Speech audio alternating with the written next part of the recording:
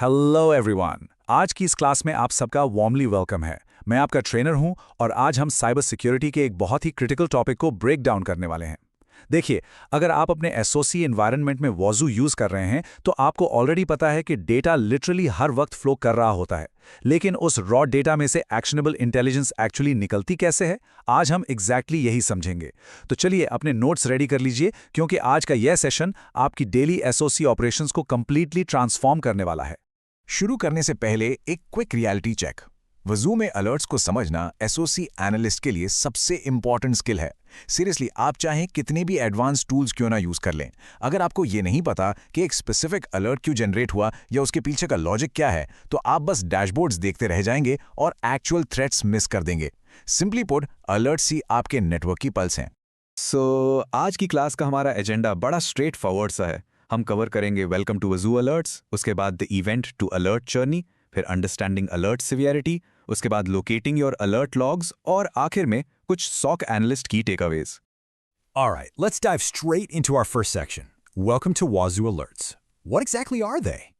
अगर हम वाजू की ऑफिशियल डॉक्यूमेंटेशन देखें तो अलर्ट्स बेसिकली ऐसी नोटिफिकेशंस हैं जो वाजू मैनेजर जनरेट करता है। और ये कब बनती हैं? जब मैनेजर उन रॉ इवेंट्स को प्रोसेस करता है जो उसे वाजू एजेंट्स या एजेंटलेस डिवाइसेस से मिलते हैं। आसान लफ्जों में आप ये सोचिए कि वाजू मैनेजर बेसिकली आपके शोल्डर पर टैप करके कह रहा है, हे लुक एट दिस, ये एक्टिविटी मुझे नॉर्मल नहीं लग रही है। ये सिर्फ रॉ डेटा का ढेर नहीं है, ये सिस्टम का एक प्रोसेस्ड और एनालाइज्ड आउटपुट है जो आपकी इमीडिएट अटेंशन डिमांड करता है।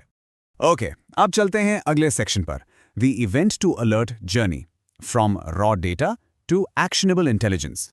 देखें, ये 4 स्टेप्स हर एक अलर्ट की लाइफ साइकिल का हिस्सा होते हैं। चलिए एक रियल वर्ल्ड एग्जांपल लेते हैं। इमेजिन करें एक फेल्ड लॉगिन इवेंट। फर्ज करें कोई अटैकर आपके सर्वर पर ब्रूट फोर्स अटैक करने की कोशिश कर रहा है।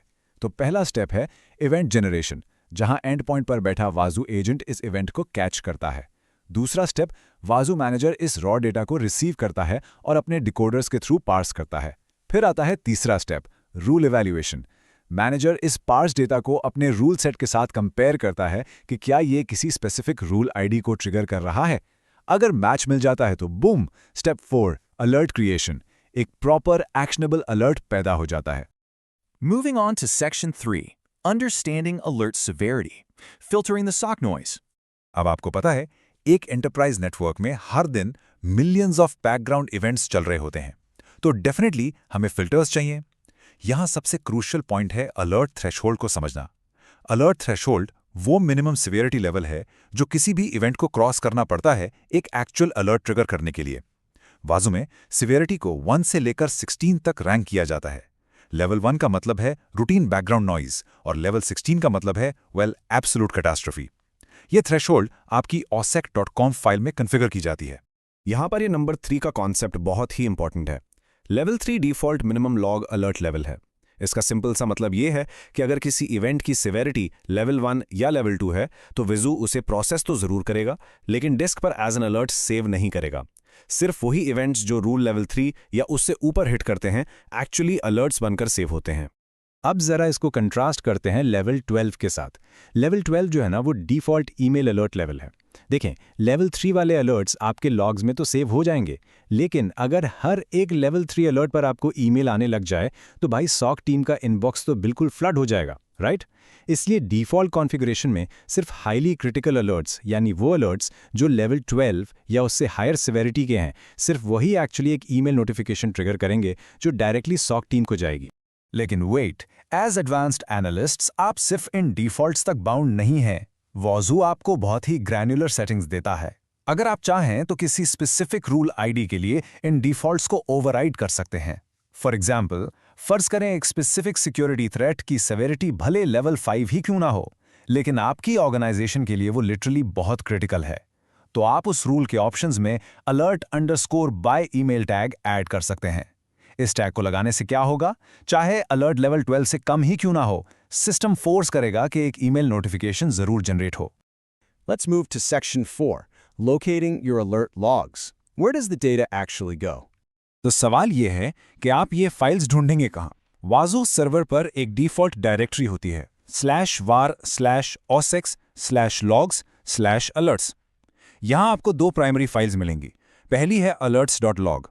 ये फाइल बिल्कुल प्लेन टेक्स्ट फॉर्मेट में होती है।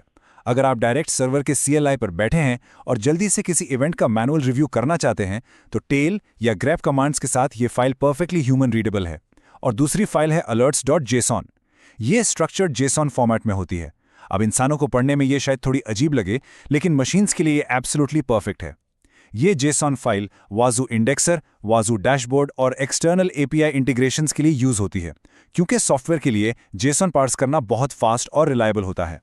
एज अ SOC एनालिस्ट आपको इन दोनों फॉर्मेट्स की अच्छी समझ होनी चाहिए। और हाँ, ये बात भी ध्यान में रखें कि वज़ू का इकोसिस्टम सिर्फ इन लोकल फाइल्स तक ही लिमिटेड नहीं है।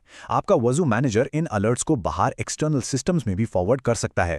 बाय डिफ़ॉल्ट ये अलर्ट्स फाइल बीट के थ्रू वज़ू इंडेक्सर को जाते हैं ताकि इंडेक्सिंग और डैशबोर्ड एनालिटिक्स हो सकें।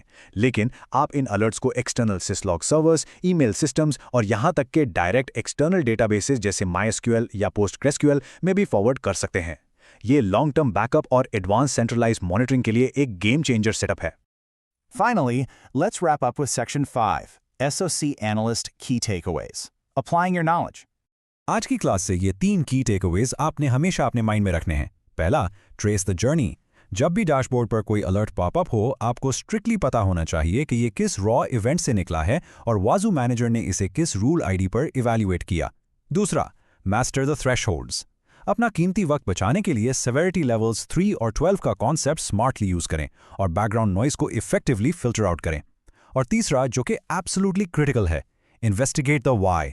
एक टॉप टियर SOC एनालिस्ट कभी भी सिर्फ अलर्ट देखकर टिकट क्लोज नहीं करता। वो हमेशा सिस्टम लॉग्स के डीपर कॉन्टेक्स्ट में जाता है और रूट कॉज ढूंढता है। ऑलवेज आस्क योरसेल्फ, ये अलर्ट आखिर ट्रिगर क्यों हुआ? और अब क्लास खत्म करने से पहले मैं आपको एक फाइनल थॉट देकर जाना चाहता हूं। जरा सोचिए, अगर एक बहुत ही सस्पिशियस स्लो मूविंग थ्रेट आपके नेटवर्क में इन्फिल्ट्रेट कर रहा है और उसके इवेंट्स लेवल 10 पर ट्रिगर हो रहे हैं, लेकिन आपकी टीम का डिफॉल्ट ईमेल थ्रेशोल्ड तो लेवल 12 है, तो अब सवाल यह है, आपकी टीम इस हिडन थ्रेट को डैशबोर्ड्स और लॉग्स में मिस होने से कैसे बचाएगी? ये वो चीज़ है जो आपको प्रोएक्टिव थ्रेट हंटिंग और कस्टम अलर्टिंग रूल्स डिज़ाइन करने पर मजबूर करती है, और यही एक ट्रू एनालिस्ट का हॉलमार्क है। So think about it, keep exploring, keep hunting, और हम मिलते हैं नेक्स्ट सेशन में। तब तक के लिए हैप्पी एनालाइजिंग।